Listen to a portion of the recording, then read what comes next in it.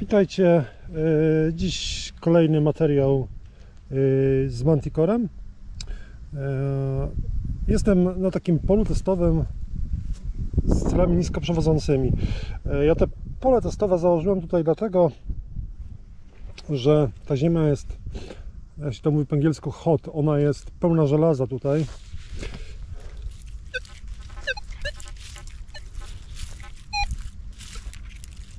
To jest takie wypłaszczenie terenu.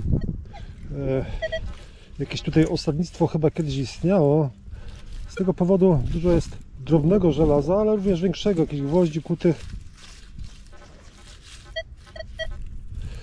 Tak więc teren jest taki trudny. Nie dość, że jest mineralizacja wysoka, magnetytowa, która podbija ID w trybach jednoczęstotliwościowych, to dodatkowo jest to zaśmiecenie żelazem.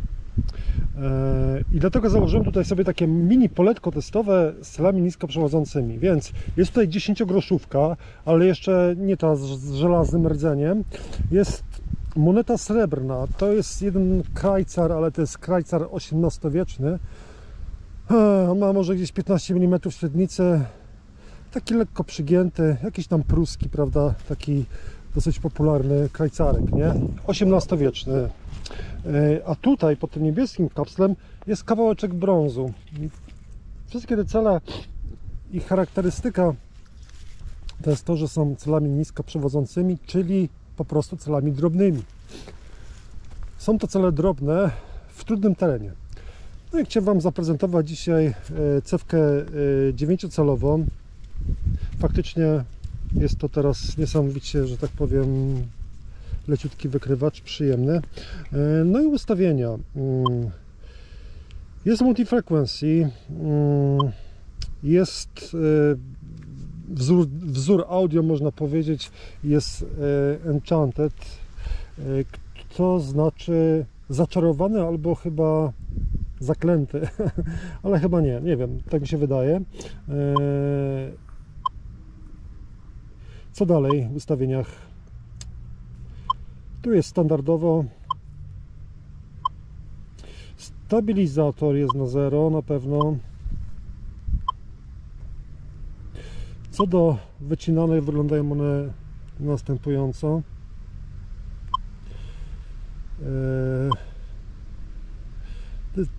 All metal. Recovery speed 6. Może 5, które jest może taką wartością średnią. On się tutaj stoi na 6 mniej więcej, czyli dosyć nisko. No to takie tereny, całkiem możliwe, że u Was się stroi na 40 albo i wyżej. No i cancel zrobiony. Low conductors. All terrain low conductors. Wybrałem ten search mode dlatego, no bo to są cele niskoprzewodzące. Głośność. No i w sumie to wszystko z tych najważniejszych rzeczy. Strojenie do gruntu.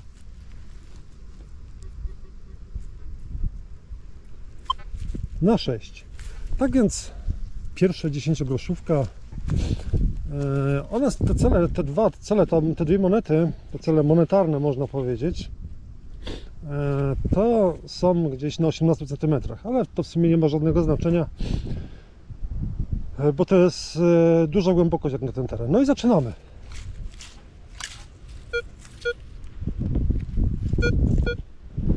Tak to wygląda z identyfikacją.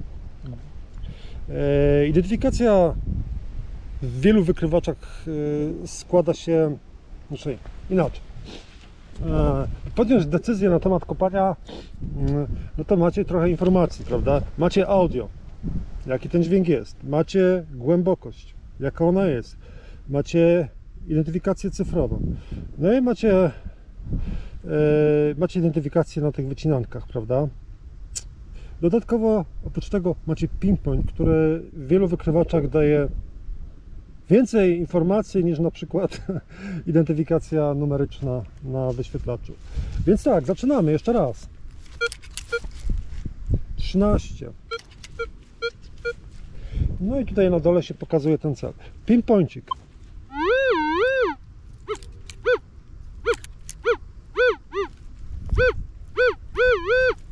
No widać, że cel jest drobny, więc chyba go warto byłoby wykopać, nie? Dobra. Kolejny cel to jest cel najtrudniejszy, który w wielu ukrywaczach jest pewnym problemem. W związku z mineralizacją gruntu głównie ten cel, czyli te sreberko, jest trudne do wykrycia. Zobaczymy, jak poradzi sobie Manticore. Identyfikacja 16, 15. Audio jest dobre, teraz pojawiła się 15. Identyfikacja jego jest tutaj głównie.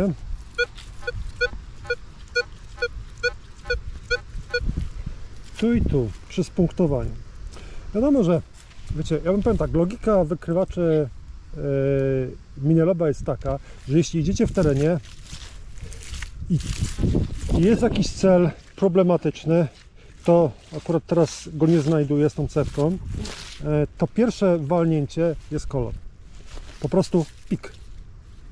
Dopiero gdy wracacie i punktujecie ten cel, oceniając, czy jest godny wykopania, pojawia się pewniejsza informacja. Szczególnie było to widoczne w Minelabach Explorera, które posiadałem i posiadam do tej pory oczywiście. Wszystkie Minelaby Explorery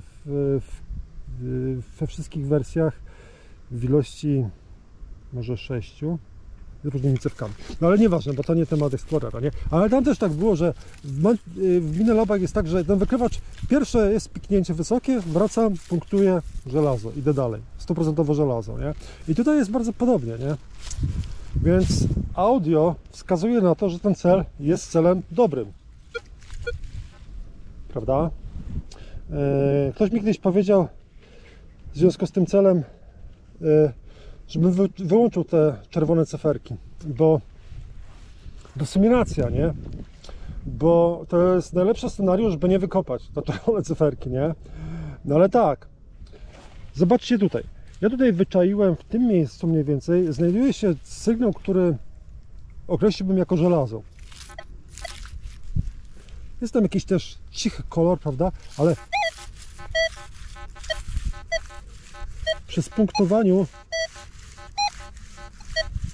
raczej dość płytki i jakiś taki ze słabym pinpointem ten cel, prawda? Więc ja bym określił, że jest to żelazo i jest one troszeczkę wyżej identyfikowane właśnie w zakresie tutaj tych żelaz, nie? No. Natomiast ten cel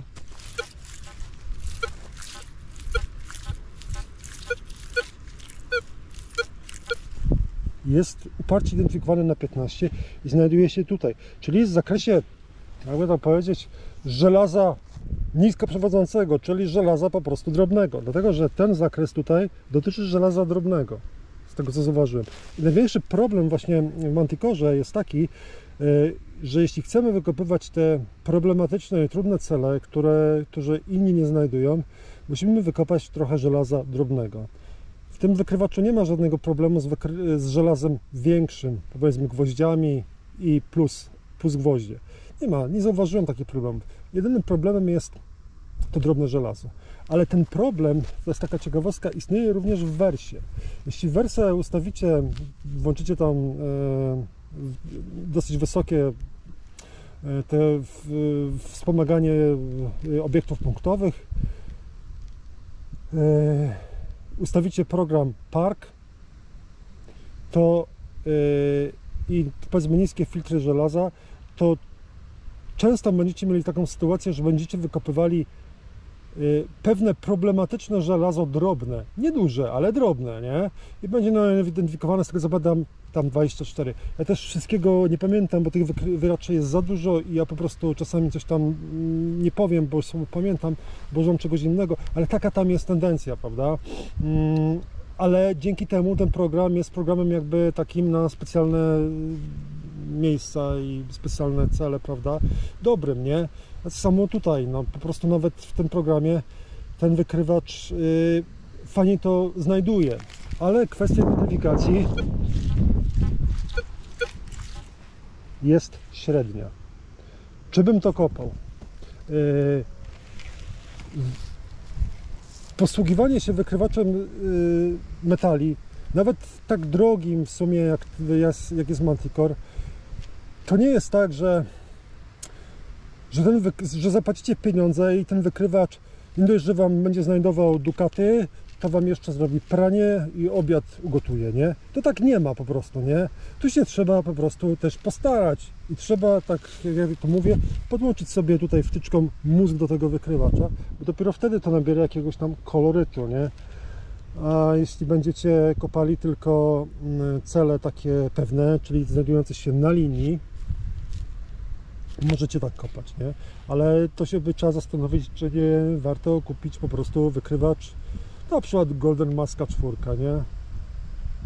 I cieszyć się spokojnym wykrywaniem, nie? By nawet w Manticorze, który jest wykrywaczem drogim, trzeba jednak się troszeczkę postarać i trzeba się zastanowić, nie? Z biegiem czasu, jeśli ten wykrywacz posiadałoby się długo, prawda, i miało się przechodzonych setki godzin z nim, to myślę, że bez problemu można sobie pewne rzeczy w głowie poukładać i one już zapadną, że tak powiem, w DNA, że co będziemy kopać, prawda? Dużo informacji wykrywacz daje i trzeba jakoś zinterpretować i podjąć decyzję co do kopania. Jeszcze raz, to sreberko. Słabe uderzenie koloru. Jest to cel bardzo trudny.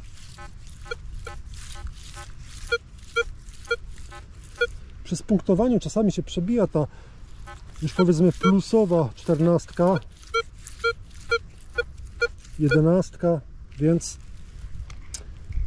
jest to coś interesującego, myślę, nie?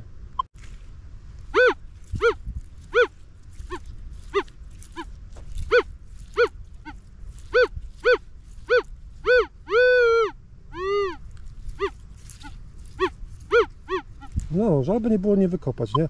Ja to wykopuję. Jeśli ktoś mówi, że nie kopie czerwonych cyferek, to ja mam dużą dozę asertywności, niech sobie robi, co tam sobie żywnie podoba. Ja to kopię, nie? Jeszcze w tym miejscu, nie? Ostatni cel to cel w postaci kawałeczku brązu, nie? To jest świetnie wykrywane. Identyfikacja jest plusowa. Cień mamy tutaj.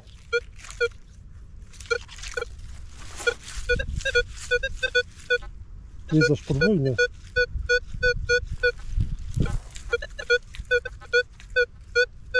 No ale to jest dosyć proste. Ten cel jest z płycy, on jest chyba 14 cm. Wiem, że na pewno te dwie monety są głębiej, a ten jest troszeczkę płycy. No i tak to wygląda z tą małą cewką. Widzicie, że tutaj sporo się dzieje w tym gruncie.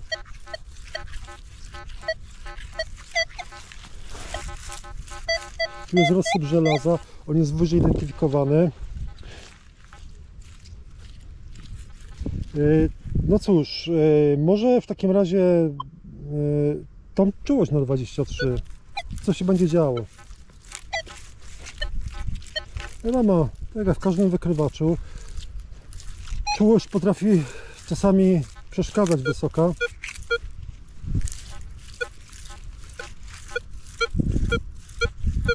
No zobaczcie, ale tutaj zaczęło się coś klarować, tak z podejścia.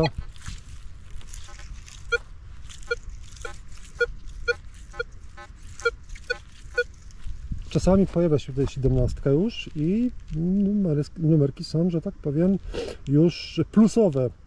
Nie czerwone, tylko czarne. Dalej. Może 24. Co się stanie z tym żelazem, które mam tutaj gdzieś?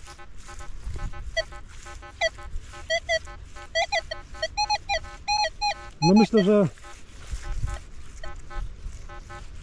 jest to czyste żelazo, natomiast tutaj ta wyższa czułość na tej małej cewce pomogła, prawda? No to idźmy za ciosem.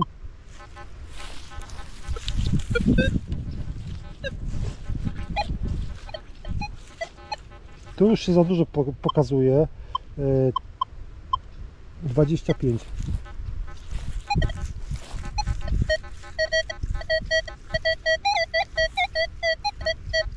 Tu się coś dzieje. Ale podejrzewam, że żelazistego. Czułość 25.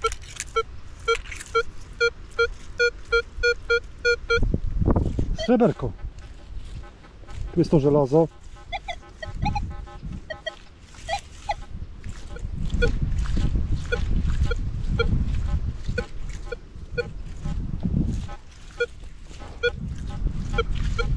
Teraz się zepsuło. No i tak to wygląda z tą małą cewką.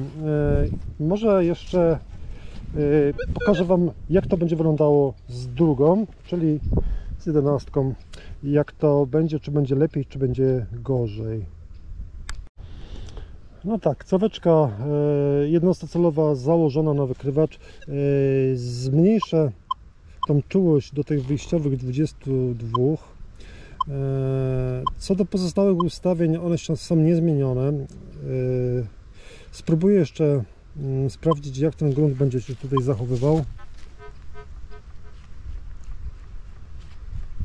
No, tu się tutaj na 8 nam dostroił.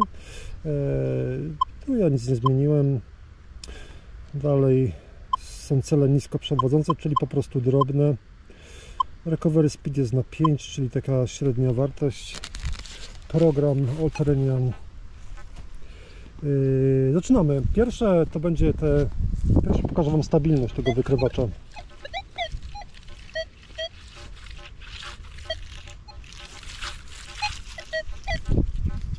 Myślę, że jest minimalnie gorzej. I teraz 10 groszówka.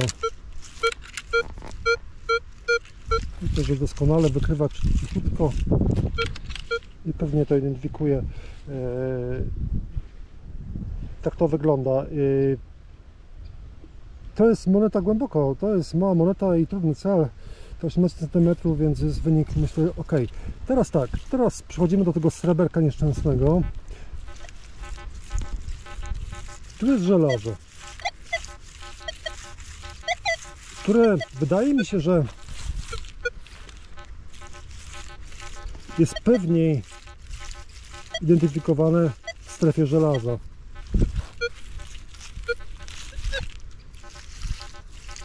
Niewątpliwie, nie?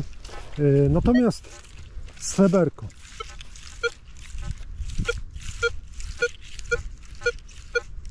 No jest to 14. Jest ten znacznik. O, teraz go widać. Prawidłowa identyfikacja. Przez punktowanie niby jest. A tak z podejścia jest jakieś uderzenie, nie? Cichutki, ale jest. No i ostatni kawałeczek brązu.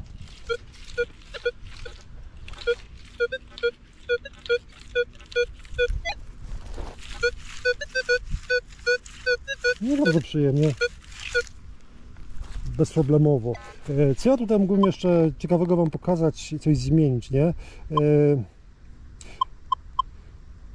Generalnie tego Audio Gold używam z małą cewką. Myślę, że jest lepsze, nie jakoś. Jest to taki bardzo agresywny ten temat dźwiękowy, prospecting, prawda, czyli Gold. Mamy takie dźwięki z Golda i jest na jakieś takie ciekawe miejscówki, to jest dobry zestaw audio, można powiedzieć, nie? Co ja tutaj mogę wymyśleć? Może spróbujemy dosyć wysoką prędkość, recovery speed. Co nam zmieni to? Generalnie powinno się przy zwiększonym recovery speed polepszyć stabilność wykrywacza w gruntach takich zasypionych, nie? Dlatego, że on daje teraz krótsze sygnały tych celi, ale także krótkie sygnały tego syfu, prawda? Skraca te sygnały i one nie są takie, że tak powiem, rozwlekłe i takie mocne, więc, ale dotyczy to również celi pożądanych, nie? Zobaczymy, jak 10-próbóweczka nasza będzie tutaj mi reagowała. Myślę, że tak samo, dosyć czysto, nie? Zobaczę, jak z żelazem.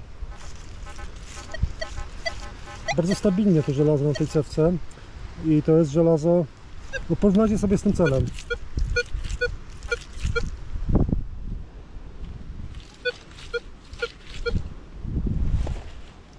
myślę, że fajnie, nie? No tak z podejścia.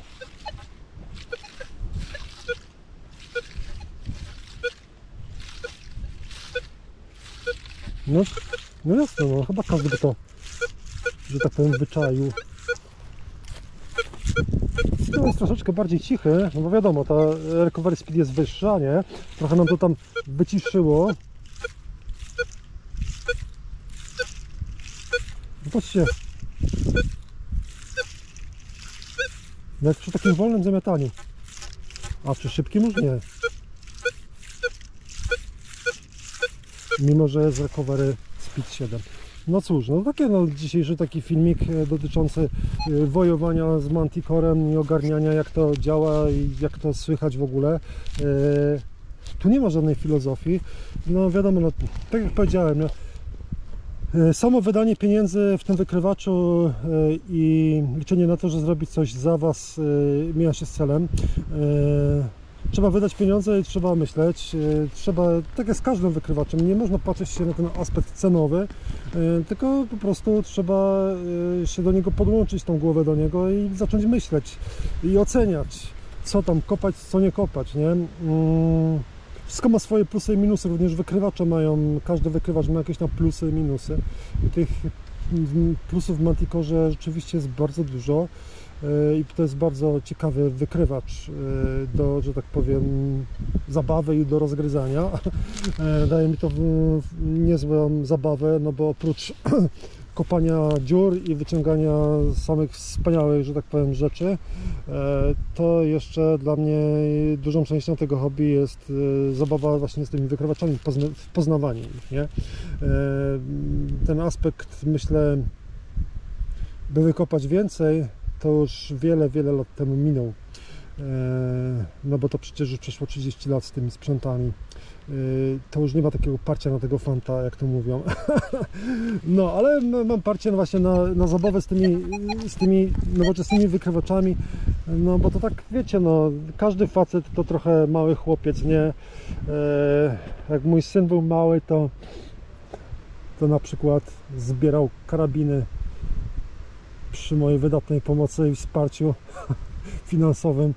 No każdy miał bronię na każdą okazję, że tak powiem, nie? No i wiadomo, że jak facet jest dorosły, to się wiele nie zmienia, bo też potrzebuje mieć parę rzeczy na parę okazji, czyli ja mam tych wykrywaczy sporo, ktoś może mieć zegarków sporo, samochodów sporo, telefonów sporo, na przykład wędkarzy, którzy mają po 20 wędek. Więc myślę, że taka jest nasza natura, aby sobie tam, że tak powiem, jakieś tam przyjemności sprawiać i kolekcjonować po prostu, zbierać, nie? Każdy gdzieś tam ma pewnie skidrane w garażu jakieś zabawki pokątnie zakupione. No, a to takie nieszkodliwe hobby te wykrywacze, prawda? No to tyle, nie?